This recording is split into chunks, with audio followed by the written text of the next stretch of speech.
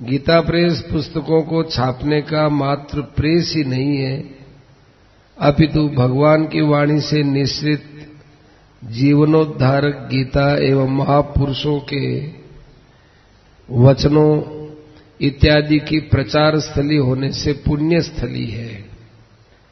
भगवान स्वयं इसका उद्घोष किए हैं कि जहां मेरे नाम का स्मरण, प्रचार, भजन, कीर्तन इत्यादि होता है उस स्थान को मैं कभी नहीं त्यागता।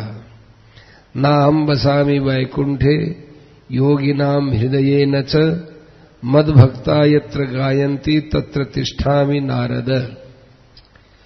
गीता प्रेस की स्थापना का उद्देश्य ईश्वर प्रेम, सत्य, सदाचार और सद्भावों के प्रचार हेतु मानव सेवार्थ सद्ग्रंथों का प्रकाशन करना है। गीता प्रेस की स्थापना के पहले गीता की पुस्तक मिलनी बड़ी दुर्लभ थी।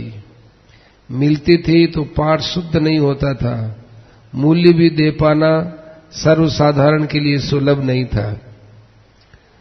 जयदयाल जी गोविंदका के मन में ये भाव बड़ा प्रबल था कि हम लोगों को गृहस्थाश्रम में सुख शांति कैसे मिले तथा हमें भगवत प्राप्ति हो सके।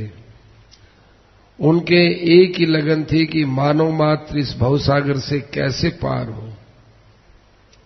मनुष्य जन्मता है, बड़ा होता है, परिवार में रहता है, परिवार के साथ मोह करता है, मर जाता है। इस प्रकार पशुवत जीवन व्यतीत कर अन्य योनियों में चला जाता है। जीवन चिंता, शोक और दुखों से घिरा रहता है।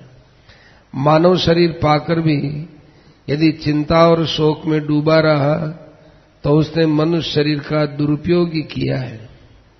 यह शरीर चिंता, शोक से ऊपर उठकर केवल भगवत प्राप्ति के लिए ही प्रभु ने कृपा करके दिया है। चिंता, शोक हमारी बेसमझी से होते हैं, इसमें प्रारब्ध या भगवान का हाथ नहीं है। हम इस बात को समझ जाएं तो कभी भी चिंता, शोक नहीं हो सकते। साधक भाई बहनों की धारणा है कि भगवत प्राप्ति के लिए तो एकांत में जाना होगा, कहीं तीर्थों में रहना होगा, कहीं वन में रहना होगा, वहां जाकर कठोर परिश्रम, साधन, तपस्या करनी होगी, तब कहीं जाकर भगवत प्राप्ति संभव है। कई ऐसे प्रचलित भ्रम है कि स्त्री है, शूद्र है, वैश्य है एवं गृहस्थों का कल्याण नहीं होता इत्यादि के समाधान में सेठ जी ने शास्त्रानुसार ही इन बातों पर जोर दिया कि माताएं बहनें पति की सेवा से, व्यापारी शुद्ध व्यापार से, पुत्र पिता माता की सेवा से, शिष्य गुरु की सेवा से, गृहस्थ अतिथि की सेवा से, तात्पर्य सभी लोग भगवत प्राप्ति कर सकते हैं। इन्हीं भावों के प्रचार तथा भगवत गीता के प्रचार के द्वारा मानव मात्र के कल्याण के उद्देश्य से उन्होंने गीता प्रेस की स्थापना की। मानव मात्र भगवत प्राप्ति हेतु जागृत हो, इसके लिए गीता प्रेस से श्रीमद् भगवत गीता के साथ साथ रामायण, पुराण, उपनिषद, भक्त चरित्र, नित्य पाठ, भजन साधन एवं बालोपयोगी, स्त्रियोपयोगी, सर्वोपयोगी पुस्तकें, चित्रकथा इत्यादि तथा जयदयाल जी गोविंद का माने सेठ जी, हनुमान प्रसाद जी पौद्दार माने भाई जी एवं स्वामी राम सुखदास जी महाराज के प्रवचनों को पुस्तक के रूप में प्रकाशित किया जाता है। दिन प्रतिदिन भगवत कृपा से प्रकाशनों की संख्या बढ़ती चली जा रही है। हिंदी भाषी लोगों की सुविधा तथा मांग पर हिंदी, संस्कृत के अतिरिक्त बांग्ला, गुजराती, मराठी, तमिल, तेलुगु, कन्नड़, ओडिया, असमिया, मलयालम, पंजाबी, नेपाली, अंग्रेजी, उर्दू भाषाओं में भी पुस्तकें प्रकाशित हो रही हैं। मासिक पत्र कल्याण का शुभारंभ। मारवाड़ी अग्रवाल सभा का 8वां अधिवेशन चैत सुदी 1 से 3 संवत 1983 13, 14, 15 अप्रैल सन 1926 को दिल्ली में हुआ। श्रद्धेय सेठ जी द्वारा नियुक्त स्वागताध्यक्ष आत्माराम जी खेमका ने भाई जी द्वारा तैयार किया हुआ भाषण पढ़ा। उस अधिवेशन में घनश्याम दास जी बिड़ला भी आए हुए थे। भाषण के विचार यद्यपि बिड़ला जी के अपने अनुकूल नहीं थे, परंतु जन साधारण इनसे बहुत प्रभावित हुआ। ये बात स्वयं बिड़ला जी ने कही। वे भाई जी से बोले, ये यदि तुम लोगों के पास अपने ही विचारों का, सिद्धांतों का एक पत्र हो तो तुम लोगों को और भी सफलता मिल सकती है। तुम लोग अपने विचारों का एक पत्र निकालो। अधिवेशन समाप्त होने पर सब लोग अपने अपने गंतव्य स्थान की ओर चल पड़े। उस समय सेठ जी चूरू से भिवानी आए हुए थे। उन्हें बांकुड़ा जाना था। सत्संग के लिए भिवानी में ठहर गए। हनुमान प्रसाद जी पौद्दार के मन में आया कि सेठ जी से मिलता चलूं। भिवानी से रेवाड़ी तक साथ आकर रेवाड़ी से बंबई चला जाऊंगा। भिवानी का सत्संग करके सेठ जी ने बांकुड़ा के लिए प्रस्थान किया। गाड़ी में अधिवेशन की चर्चा छिड़ गई और उसी प्रसंग में भाई जी ने घनश्याम दास जी बिड़ला के पत्र निकालने की सलाह वाली बात कह डाली। पास में लच्छीराम जी मुरोदिया बैठे हुए थे। मुरोदिया जी सुनते ही बोले, बस बस बस बस, ये बात बिल्कुल ठीक है, अवश्य ही कोई पत्र निकालना चाहिए। फिर वे भाई जी को गाड़ी के एक कोने में ले गए तथा उनसे वचन लिया कि मैं प्रतिदिन 2 घंटा संपादन कार्य किया करूंगा। भाई जी ने स्वीकार कर लिया। भाई जी से वचन लेकर फिर वे मुरोदिया जी सेठ जी के पास आए तथा पत्र निकालने की स्वीकृति मांगी। सेठ जी ने सहर्ष अनुमति दे दी तथा गाड़ी में ही चैत सुदी नौमी संवत 1983 22 अप्रैल 1926 के दिन पत्र का नाम कल्याण निश्चित किया गया। वेंकटेश्वर प्रेस के मालिक मुंबई में रहते थे। वे भाई जी के मित्र थे। उन्होंने पत्र की आवश्यक कार्यवाही सरकार से करवाने की तथा पत्र छापने की जिम्मेदारी स्वयं ले ली। यह निश्चित हुआ कि केवल छपाई का विषय भाई जी देंगे एवं मुंबई से इसका प्रकाशन प्रारंभ हो जाएगा। हनुमान प्रसाद जी पौद्दार के अथक परिश्रम से कल्याण का प्रथम अंक सावण वदी 11 संवत 1983 अगस्त 1926 के दिन सत्संग भवन मुंबई के द्वारा वेंकटेश्वर प्रेस में छपकर प्रकाशित हुआ। दूसरे वर्ष से कल्याण का प्रथम अंक विशेषांक के रूप में भगवान नामांक निकला। पहले वर्ष में 12 साधारण अंक प्रकाशित हुए।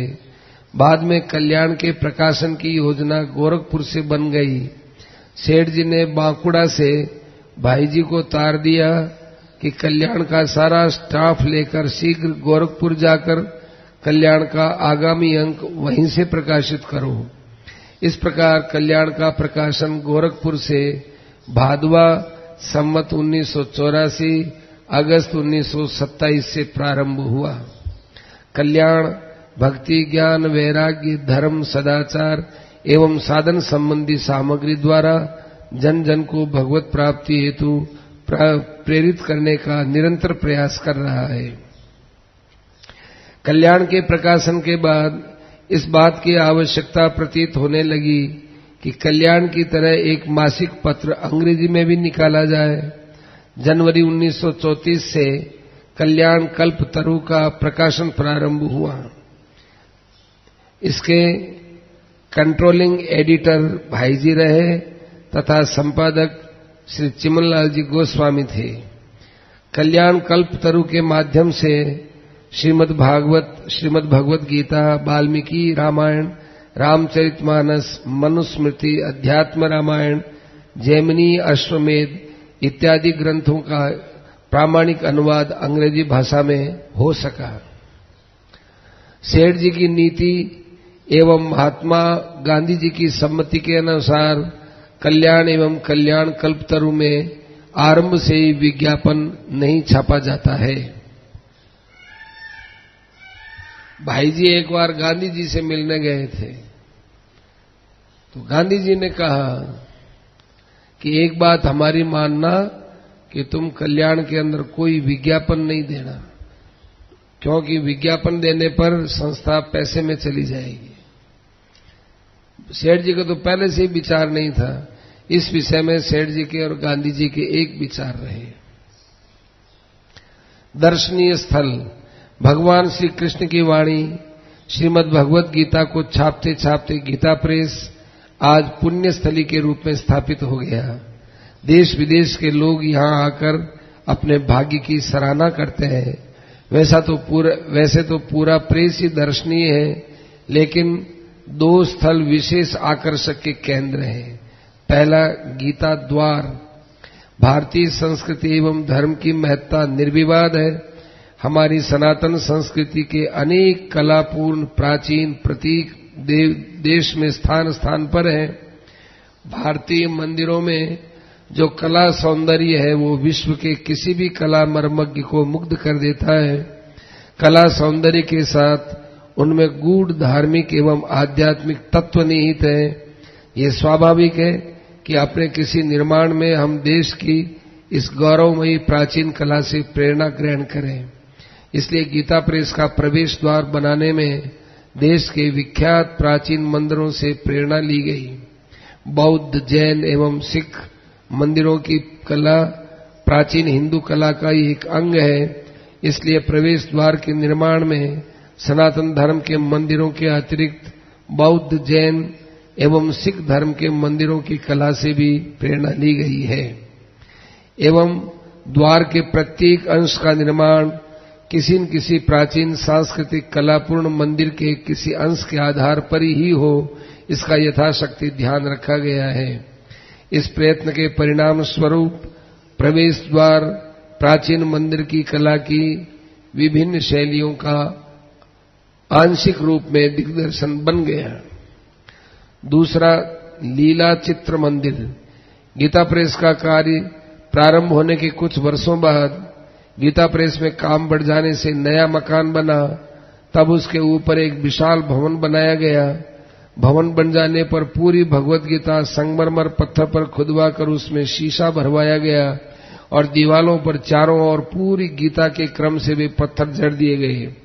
इसके साथ साथ संत कबीर, तुलसीदास, दादू, सुंदरदास, रहीम, नारायण स्वामी आदि के चुने हुए लगभग 700 दोहे, चौपाई आदि सुंदर अक्षरों में भवन के बाहर भीतर दीवालों पर लिखवाए गए।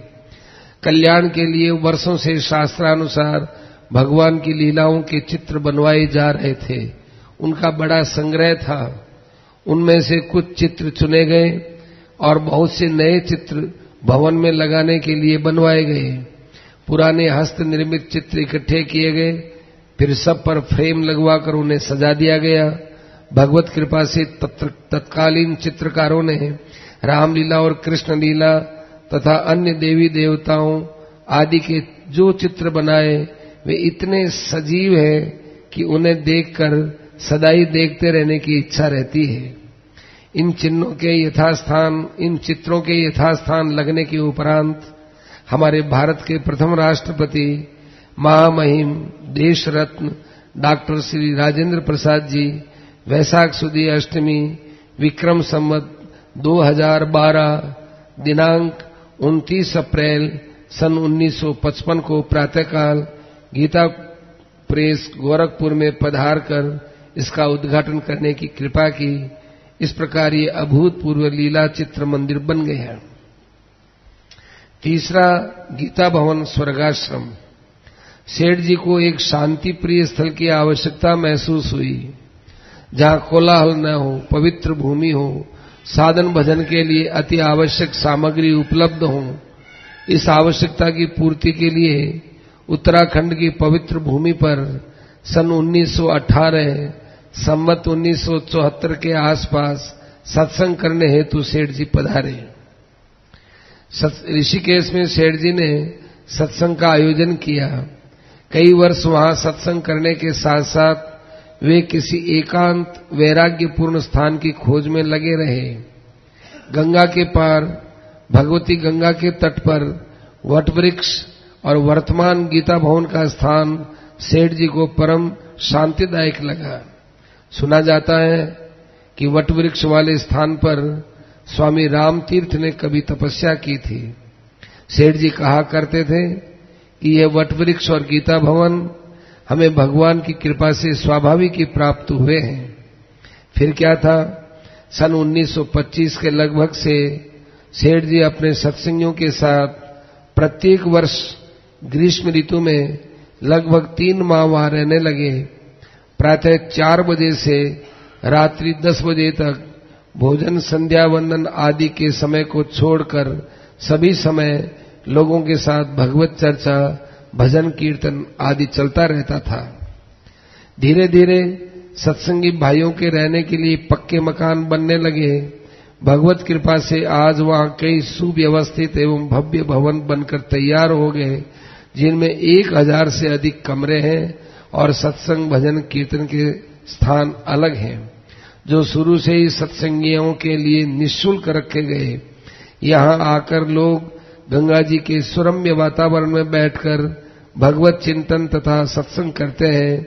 यह वह भूमि है जहां प्रत्येक वर्ष न जाने कितने भाई बहन सेठ जी के सानिध्य में रहकर जीवन मुक्त हो गए होंगे। यहां आते ही जो आनंदानुभूति होती है वो अकथनीय है। यहां आने वाले लोगों को कोई असुविधा नहीं होती, बल्कि निःशुल्क आवास एवं उचित मूल्य पर भोजन एवं राशन, बर्तन आदि आवश्यक सामग्री उपलब्ध है। ऋषिकुल ब्रह्मचर्य आश्रम चूरू, जयदयाल जी गोविंदका ने इस आवासीय विद्यालय की स्थापना इस उद्देश्य से की कि बचपन से ही अच्छे संस्कार बच्चों में पड़े और वे समाज में चरित्रवान, कर्तव्यनिष्ठ, ज्ञानवान तथा भगवत प्राप्ति के प्रयासी हों। स्थापना वर्ष 1924 ईस्वी से ही शिक्षा, वस्त्र, शिक्षण सामग्री इत्यादि आज तक निःशुल्क है। उनसे भोजन खर्च भी नाम मात्र का लिया जाता है। गीता भवन आयुर्वेद संस्थान। आयुर्वेद विश्व की प्राचीनतम चिकित्सा पद्धति है। जयदयाल जी गोविंदका आयुर्वेदिक औषधियों का ही सेवन करते थे।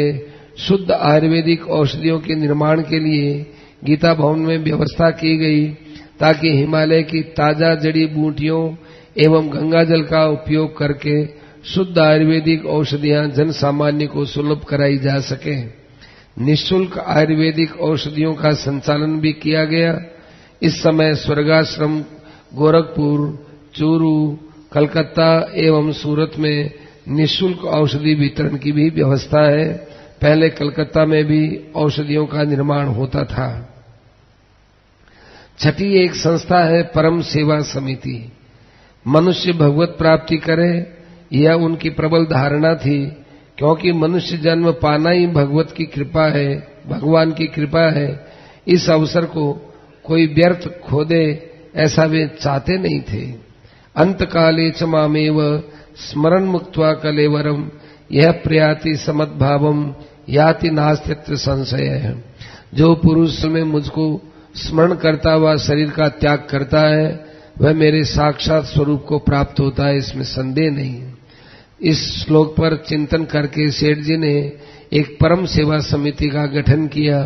सत्संगी भाइयों से मरणासन्न व्यक्ति के पास जाकर भगवान नाम सुनाने की विशेष प्रेरणा दी। स्वयं भी संध्या आदि नित्य नियम और सत्संग छोड़कर भी मरणासन्न व्यक्ति को भगवान का नाम सुनाते थे। इस कार्य से इन परम भागवत कर्मनिष्ठ ने अधिक से अधिक लोगों को भगवत प्राप्ति कराने के लिए आजीवन कार्य किया।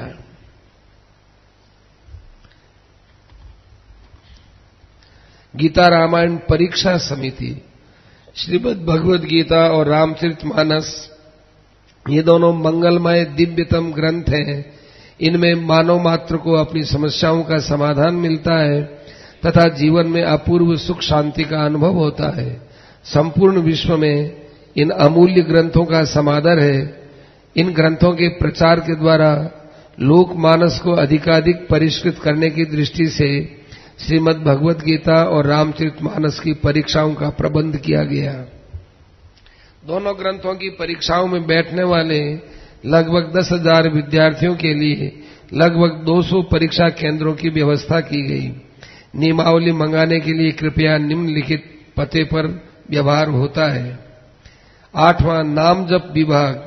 सन 1927 में कल्याण के 6 अंक प्रकाशित होने के सत्संग में ये विचार उठा कि हरे राम राम राम हरे हरे, हरे कृष्ण कृष्ण कृष्ण हरे हरे मंत्र का 3.5 करोड़ जाप किया जाए।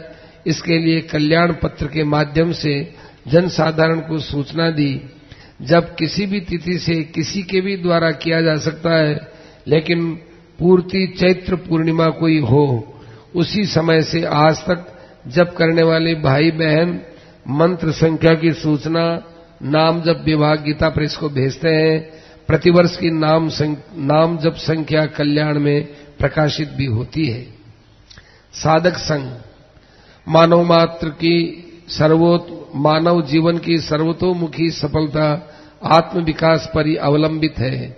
आत्म विकास के लिए जीवन में सत्यता हो, सरलता हो, निष्कपटता हो, सदाचार परायणता हो, भगवत सामुख्य हो इत्यादि दैवी गुणों का ग्रहण और असत्य, क्रोध, लोभ, मोह, हिंसा, द्वेष आदि आसुरी गुणों का त्याग ही एकमात्र श्रेष्ठ और सरल उपाय है। मनुष्य मात्र को इस सत्य से अवगत कराने के पावन उद्देश्य से जनवरी 1957 में साधक संघ की स्थापना की गई। इसका सदस्यता शुल्क कुछ भी नहीं। सभी कल्याणकामी स्त्री पुरुषों को इसका सदस्य बनना चाहिए। सदस्यों के लिए ग्रहण करने के 12 नियम और त्याग करने के 16 नियम बने हुए हैं। विशेष जानकारी के लिए साधक संघ गीता प्रेस गोरखपुर से संपर्क किया जा सकता है। निष्काम भाव के आचार्य। भगवान अपने हैं, हमारा अहित नहीं कर सकते। उनसे कुछ भी मांगना अपनी तुच्छता है, क्योंकि वे हमको जितना देना चाहते हैं, कहीं हम छोटी वस्तु मांगकर उनकी सीमा तो नहीं तोड़ रहे हैं। इन सब बातों को खूब अच्छी तरह से समझाने वाले सेठ जी ने सदैव भगवान की निष्काम भक्ति व कर्म पर जोर दिया। वे कहा करते थे, भगवान से कुछ मांगना अपने आप को भगवान से ज्यादा बुद्धिमान समझना है। स्वामी राम सुखदास जी महाराज कहा करते थे कि जिस प्रकार ज्ञान योग के आचार्य शंकराचार्य जी एवं भक्ति योग के आचार्य रामानुजाचार्य जी हैं, इसी प्रकार सेठ जी निष्काम के आचार्य हैं। एक बार सेठ जी रोगग्रस्त हो गए। उनके सत्संगियों ने विचार किया, भगवान से उनके स्वस्थ होने की प्रार्थना करनी चाहिए।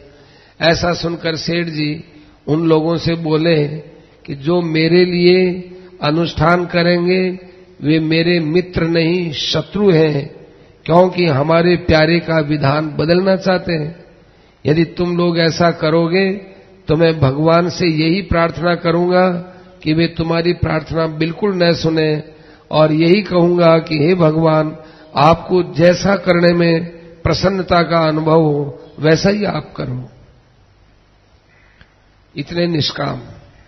एक बार भगवान विष्णु ने अपने चतुर्भुज रूप से सेठ जी को साक्षात दर्शन दिया।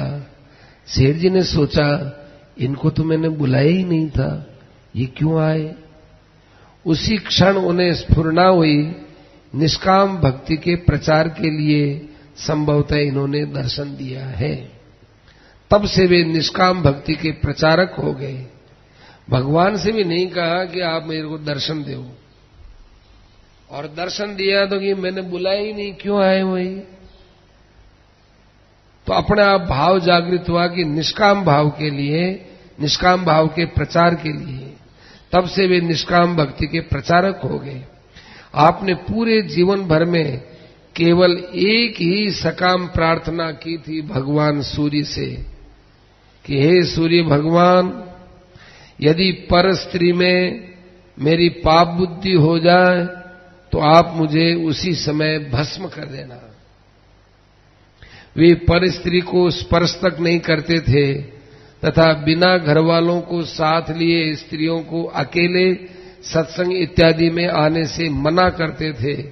लेकिन क्या करें, धर्म, नीति और मर्यादा का पालन करना उनके लिए बहुत सहज और सरल था और जन जन में उनके प्रति बड़ा विश्वास भी हो गया कि हमारे घर की कोई भी बहू, बेटी, स्त्री यदि गीता भवन जाएगी, सेठ जी के संरक्षण में रहेगी तो किसी प्रकार का कोई उनको अनुचित नहीं लगता था।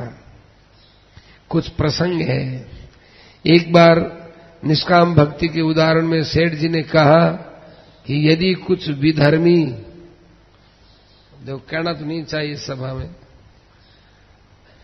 लिखा है, एक बार निष्काम भक्ति के उदाहरण में सेठ जी ने कहा कि यदि कोई विधर्मी मेरी पत्नी के साथ बलात्कार का प्रयास करे तो मैं अपनी शक्ति भर उसे बचाने का प्रयास करूंगा, परंतु मेरे मन में यह नहीं आएगा कि हे भगवान आप हमारी रक्षा करो।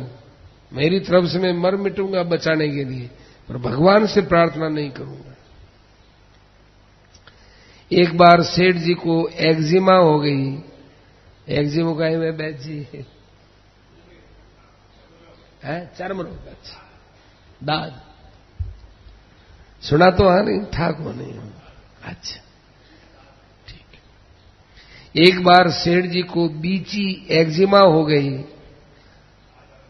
है, खा जावे। सेठ जी बोले कि बीची की कोई अनुभूत दवाई लेके आओ। किसी ने पूछ लिया कि सेठ जी आप तो निष्काम हैं, फिर अनुभूत दवाई मांगने की आपकी क्या इच्छा हो गई? आपकी निष्कामता कहां चली गई? अथवा आपके ऐसी दवाई मंगाने का क्या उद्देश्य है? सेठ जी बोले, अरे हम क्रिया पागल की तरह थोड़ा ही करेंगे, निष्काम तो भाव है, क्रिया हमारी पागलों की तरह थोड़ा ही होगी। काम तो बड़ी सावधानी से, बुद्धिमानी से करना है, परिणाम में समता रहे, निष्काम भाव रहे, यही हम चाहते हैं। सेठ जी के बीची होने पर एक सज्जन उनकी दवा लगा रहे थे। सेठ जी बोले कि भाई जितने प्रेम से, श्रद्धा से तू मेरे दवाई लगा रहा है, वैसे ही औरों के भी इसी प्रकार, इसी भाव से यदि तू दवाई लगाए तो तेरी तत्काल मुक्ति हो जाए।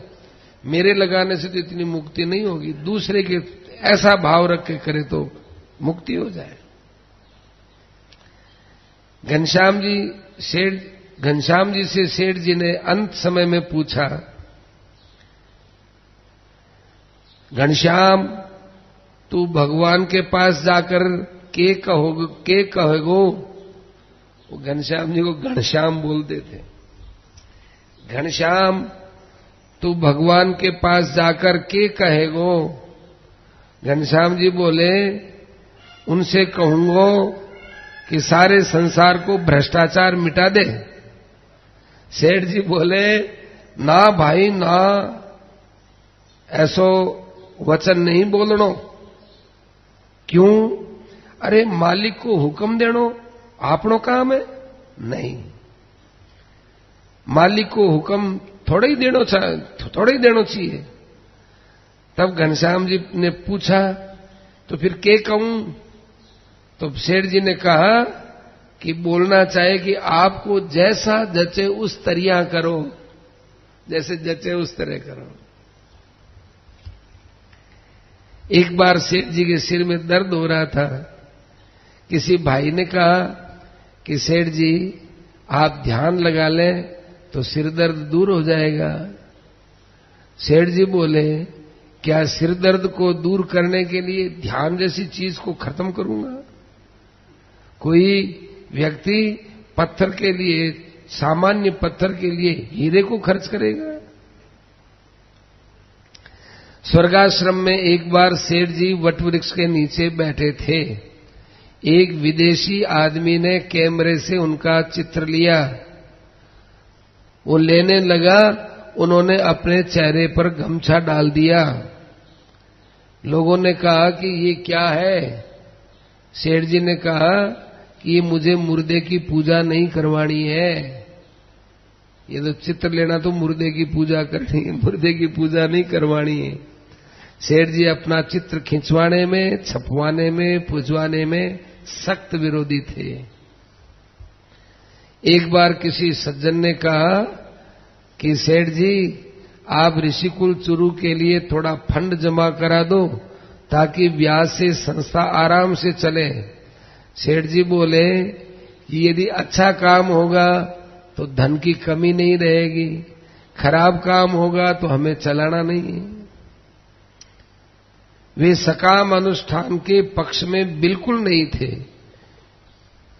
कोई सकाम अनुष्ठान के विषय में पूछता कि सेठ जी, मैं कौन सा अनुष्ठान करूं जिससे मेरे धन हो जाए, मेरे पुत्र हो जाए, मेरा दुख मिट जाए, मेरा संकट टला जाए, तो उत्तर देते कि मुझे इसका अभ्यास नहीं है।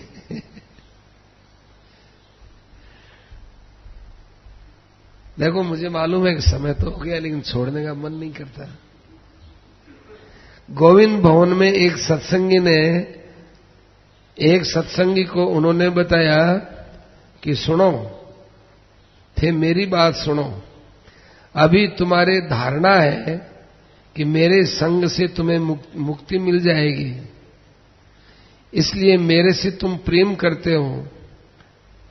यदि तुम्हारे ये जच जाए कि जयदयाल के संग करने से हमें नरक में भी जाना पड़े तो कोई हर्जा नहीं है, हम जयदयाल की बातों से प्रेम करेंगे, तब आपका प्रेम निष्काम होगा।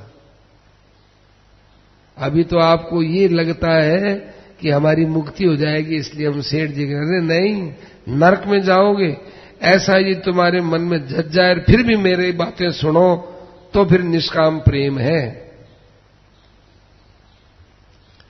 एक बार सेठ जी गोरखपुर के कुष्ठाश्रम की एक सभा में गए। सेठ जी से कुछ बोलने को कहा। सेठ जी ने कहा, आप लोग जो ये सेवा का काम करते हैं ये बहुत अच्छा है, परंतु आप जिनकी सेवा करते हो उनका अपने ऊपर ऋण मानना चाहिए।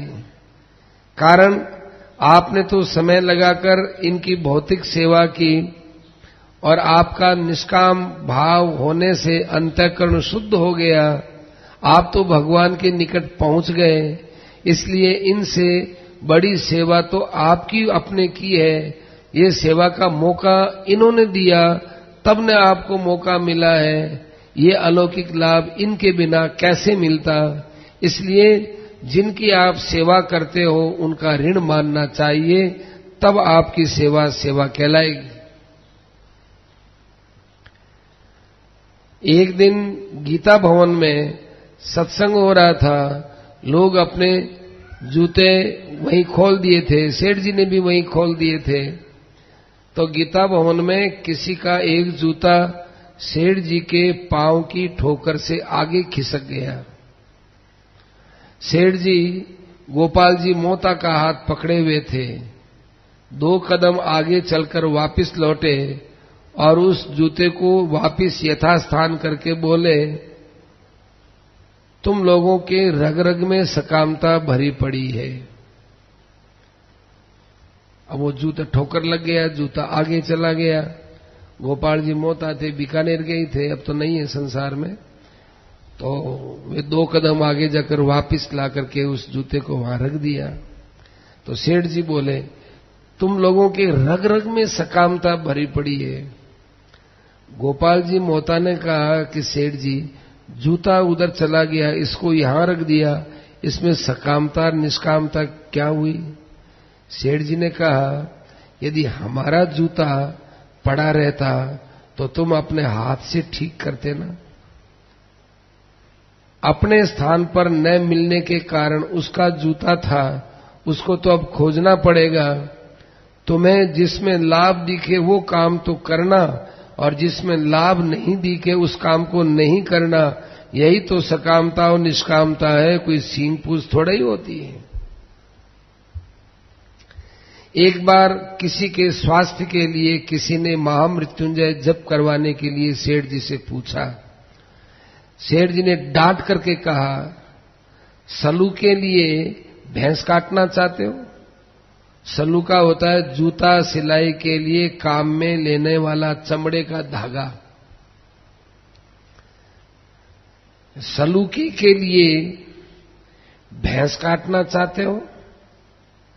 इस समय तो उसे भगवत प्राप्ति हो सकती है। महामृत्युंजय का जाप करा करके थोड़े से श्वास और बढ़ जाएंगे, और क्या होगा? डांट दिया उसको। एक बार प्रवचन में सेठ जी ने कहा, कभी यदि भगवान दर्शन दें और वर मांगने के लिए कहें तो क्या कहना चाहिए? आप क्या चाहें, आप क्या मांगेंगे, आपको क्या चाहिए? संसार में आपसे बड़ी कोई चीज नहीं है। भगवान से अब यही कहना चाहिए, भगवान से यही कहना चाहिए कि अब आप हमको मिल गए, संसार में आपसे बड़ी क्या चीज है, वह आप मिल गए, अब हमें क्या चाहिए बताओ? आपसे बढ़कर क्या चीज है? आपसे संयुक्त होने के कारण मैं आपसे बड़ा हो गया, अब आपको क्या चाहिए वो आप मेरे से मांगो ना, कि आपको क्या चाहिए। उल्टे भगवान को कहना चाहिए कि आप मांगो मेरे से, कि तेरे में देने की सामर्थ्य कहां से आई, बस आपसे मिल लिया इसलिए आपसे आ गई, आप मांगो क्या चाहिए। ऐसे निष्काम थे सेठ। अब काम कैसे करते थे सेठ जी, उसके ऊपर है।